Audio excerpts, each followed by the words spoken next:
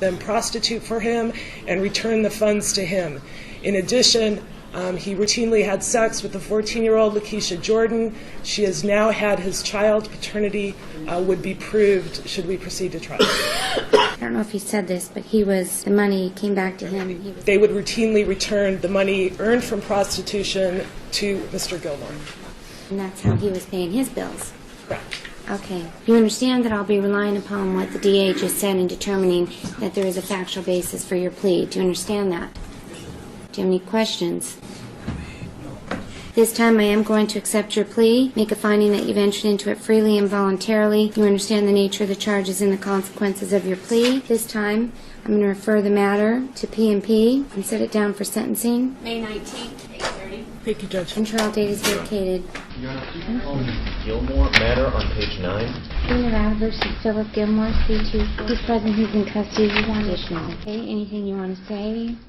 I don't want to his bail? I do not want to belabor that which is contained in the motion. Obviously, as you can see by the letters, Mr. Gilmore does have strong ties to the Las Vegas community. The letters paint a much different picture than these allegations might cause someone first to assume regarding Mr. Gilmore. He's a young man, never been in any trouble until this case, as well as a few other matters, came up all in the springtime of this year. I can inform the court that I believe all of those other matters which were previously holding him in custody have been disposed of. All of them have been either reduced to credit for time served in a misdemeanor, or they were outright dismissed at the preliminary hearing level.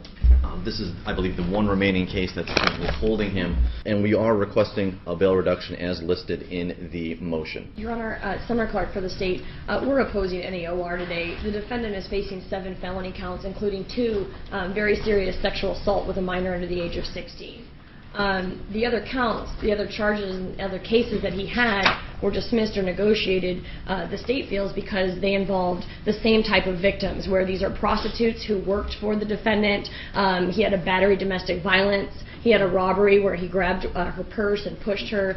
So, of course, the state's going to face a challenge in bringing them to court and having them testify against the defendant. Most of them are not cooperative and don't want to testify against him, and that's the reason for those other cases.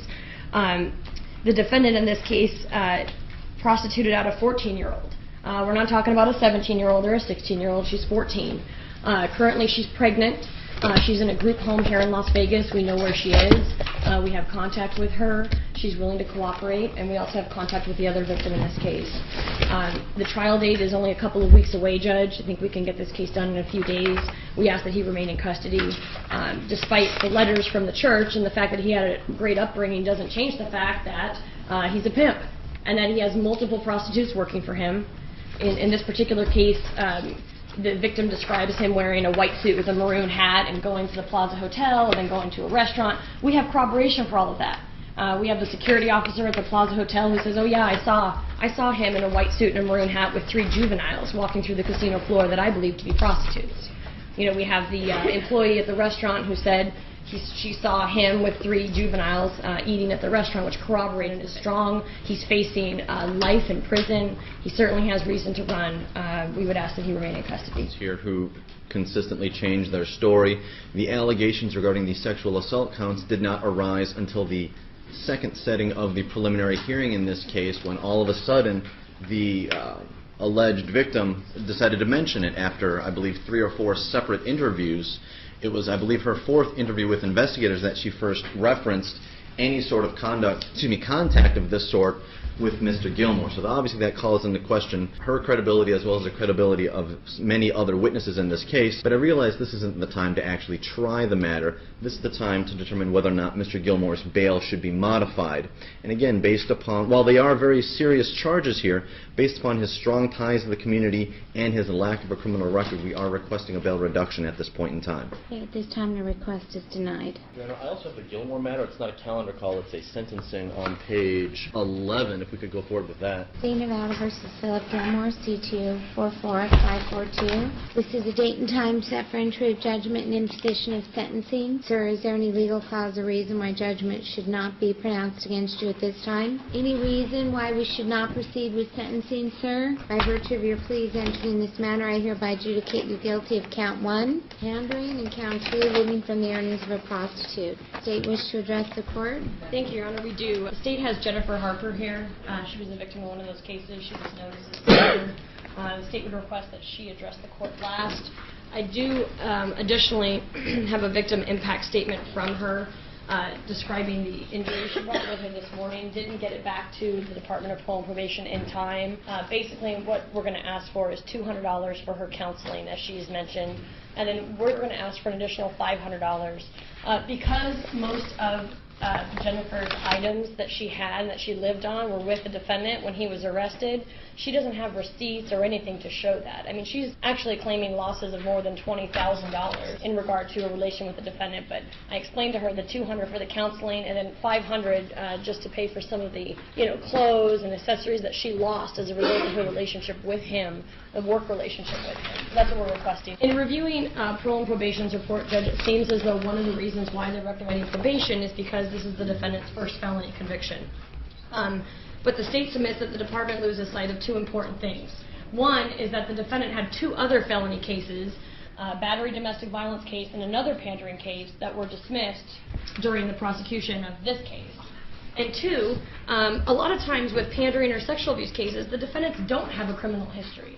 And that's certainly not a reason to say, hey, they don't have a record, so let's go ahead and give them probation because they deserve a chance. The state's going to request something that may be viewed by some as unconventional, certainly I'm sure by Mr. Gilmore, but we're requesting a 19 to 48 on count 1, and we're also requesting a 12 to 30 on count 2, and we're asking that those run consecutive.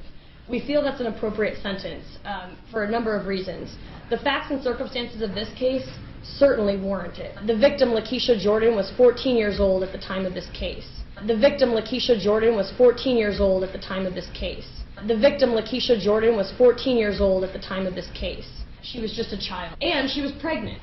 The defendant denied having sexual intercourse with her, and yet after that baby was born, DNA was done, and sure enough, it comes back as the defendant's baby. So we have a 24-year-old man having sexual intercourse with a 14-year-old little girl. So we have a 24-year-old man having sexual intercourse with a 14-year-old little girl.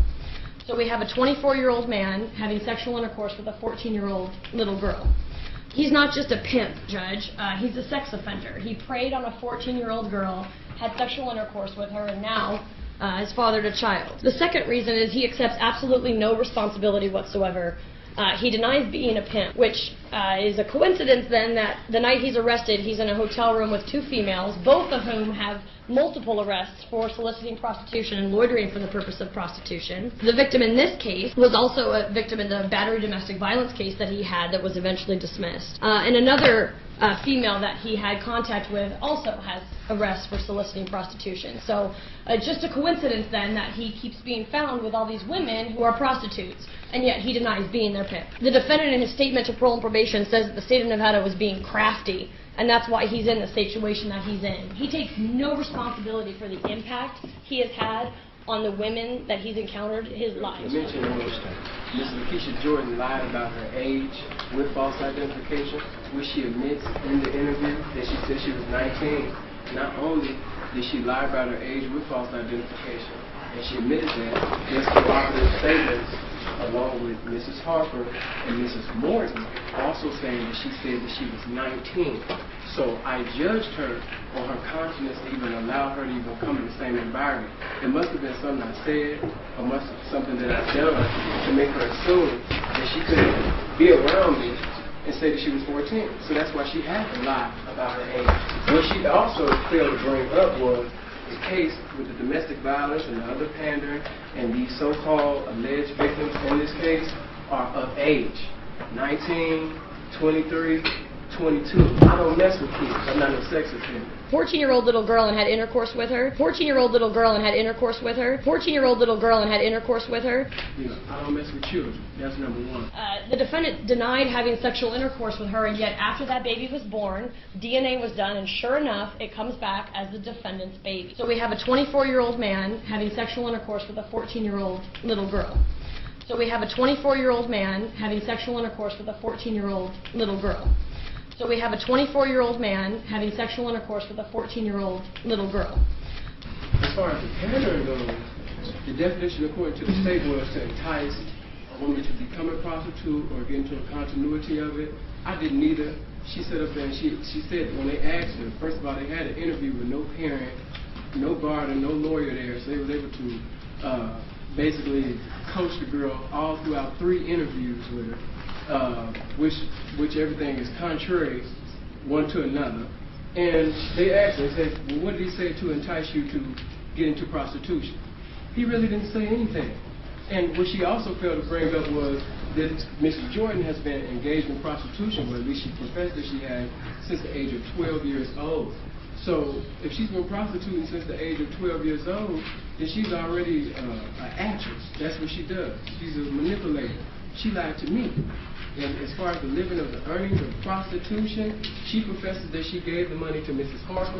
Mrs. Harper says that she gave the money to Mrs. Morton. Mrs. Morton says that I wasn't a pimp, and she never gave me any money. So the money never even made it to my hand. Hey, you had sex with her because the baby's yours. That's the only way you get a baby with your DNA is you have sexual intercourse. Lesson number 1. You don't get pregnant by looking at somebody. So you need to stop that nonsense right now. You can't get pregnant? I mean, do I have to explain that to you? How you get pregnant? I understand. Okay. I understand since I already have a child. But at the same time, even with that, Mrs. Level, all I would say is Wait until the infant was born, or the child was born, before we could conduct any of these tests. I believe the child was born So it wasn't like sometime in January. They got your DNA, they got the girl's DNA, they got the baby who's born. What are the statistics that it's his baby? What are the statistics that it's not his baby? 1 in 400 billion? Something like that, Judge. Okay, that's more than there are people on the earth. So it's your baby. Okay. did I have a confidence of a whore, I would not sit up there and A what? confidence of a whore. You understand? Oh boy, you're just really helping yourself. If I was you, I'd stop. The continence of a whore. Confidence of a whore. The mother of his child. I think The Mr. continence of a Gilmore whore. is trying to... Because she stood up there and called me a sex offender, and everybody like, the continence of the whore. I think Mr. Gilmore is trying to convey to the court that He sees I don't like it, but he continues to say it. the victim in this particular case, this was not her first rodeo. She had a very